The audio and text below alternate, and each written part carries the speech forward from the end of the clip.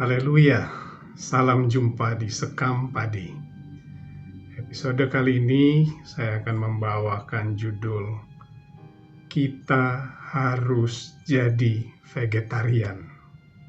Ya, nggak salah, judulnya Kita Harus Jadi Vegetarian.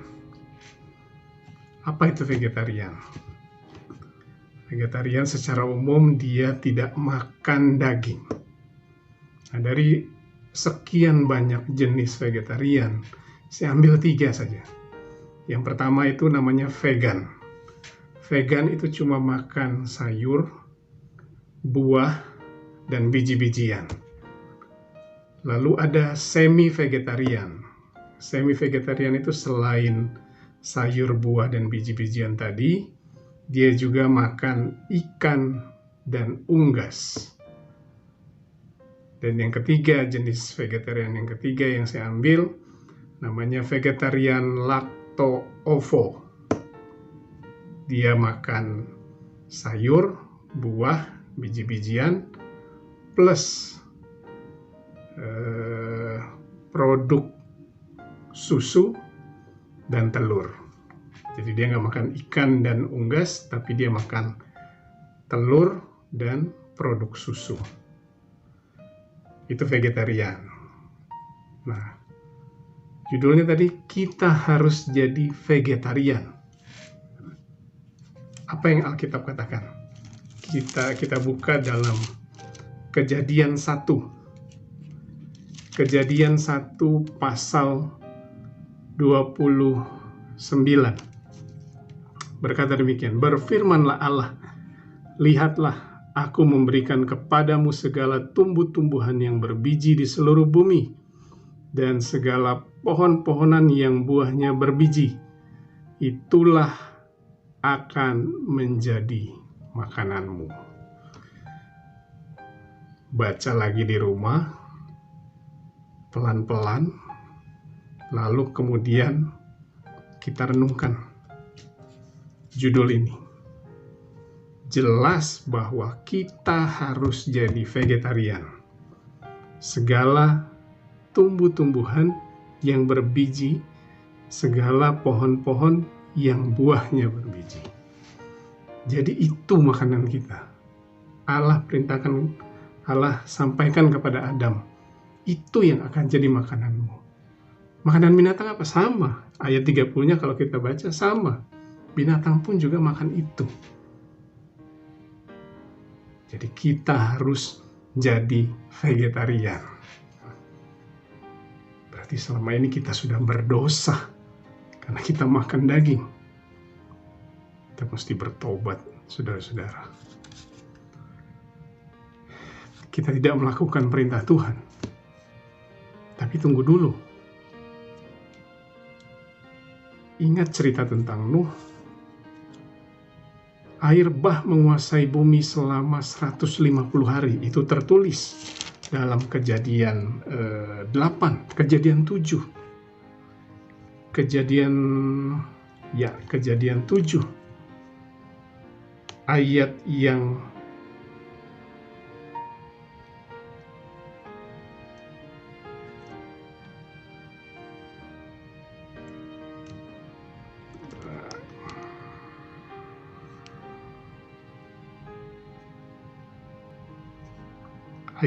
ke-24. Dan berkuasalah air itu di atas bumi selama 150 hari. Dari 150 hari nunggu keringnya, itu kurang lebih sekitar 150 hari berikutnya. Jadi total kalau kita nanti baca sendiri di rumah, Kejadian 7 ayat 11, itu mulai air keluar. Pada saat Nuh berusia 600 tahun, di bulan kedua, hari ke-17, air mulai keluar. Tercurah hujan, 40 hari 40 malam, air semua, mata-mata air keluar. Semua. Sampai di Kejadian 8 ayat 13 sampai 14 di situ tertulis tahun ke-601. Jadi usia Nuh 601, bulan kedua, hari ke-27. Jadi kurang lebih 1 tahun air itu melingkupi bumi. Artinya di situ semua pohon mati. Loh, bagaimana Nuh makan? Janji Tuhan kepada Nuh, Kejadian 9 ayat ketiga. Setelah Nuh diperintahkan keluar oleh Tuhan, ayat ke-9 pasal ketiga. Pasal 9 ayat yang ketiga. Segala yang bergerak, yang hidup akan menjadi makananmu. Aku telah memberikan semuanya itu kepadamu seperti juga tumbuh-tumbuhan hijau. Puji Tuhan, tidak jadi berdosa kita karena ternyata kita boleh makan daging. Ya, jadi namun sama halnya dengan Adam dalam Kejadian 2 ayat 16. Di situ disampaikan semua buah, semua pohon buahnya itu boleh dimakan, kecuali atau tetapi buah pohon pengetahuan yang baik dan jahat itu tidak boleh. Nah, kepada Nuh di ayat 9 pun juga, di pasal 9 itu pun juga disampaikan, segala yang bergerak dan yang hidup boleh kamu makan. Tetapi ayat yang ke-5, ayat yang keempat, daging yang masih ada nyawanya, yakni darahnya, janganlah kamu makan.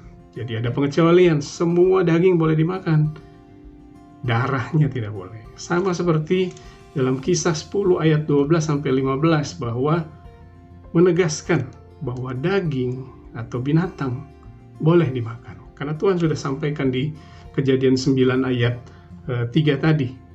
Jadi makanan kita bukan cuma tumbuh-tumbuhan, buah dan biji-bijian, tapi juga binatang juga boleh dimakan. Jadi baik sayur, buah, biji-bijian, daging, telur, susu dan turunannya, Tuhan sudah nyatakan boleh dimakan. Ya, ayat 15 di Kisah 10 ayat 15, apa yang dinyatakan halal oleh Allah tidak boleh engkau nyatakan haram. Jadi apa pilihan saudara? Mau full makan sayur, daging, sayur, buah atau biji-bijian saja, atau mau makan daging saja serta turunannya? Semua pilihan ada di tangan saudara-saudara. Tuhan sudah nyatakan boleh makan makanan dasar kita di Kejadian awal tadi, Kejadian 1 tadi, bahwa makanan yang diberikan kepada manusia dan binatang adalah tumbuh-tumbuhan yang berbiji, tanaman yang berbiji, buah, dan biji-bijian. Namun di Kejadian 9, segala yang bergerak dan yang hidup boleh juga kita makan. Jadi apa yang Tuhan sediakan bagi kita untuk boleh dimakan, itu baik adanya. Yang tidak baik adalah yang berlebihan. Berlebihan makan sayur, terus makanya kita suka lihat ada orang yang selalu makan sayur, nggak ada makan dagingnya. Kadang tubuhnya kelihatan seperti kering. Atau yang makan terlalu banyak daging, tubuhnya tambun, nggak terkontrol. Jadi yang tidak baik adalah yang berlebihan. Pilihan ada di tangan saudara. Makan apa yang Tuhan nyatakan baik, apa yang Tuhan nyatakan boleh dimakan, silahkan makan, tapi jangan berlebihan. Puji Tuhan, haleluya, Tuhan memberkati. Terima kasih Yesus, terima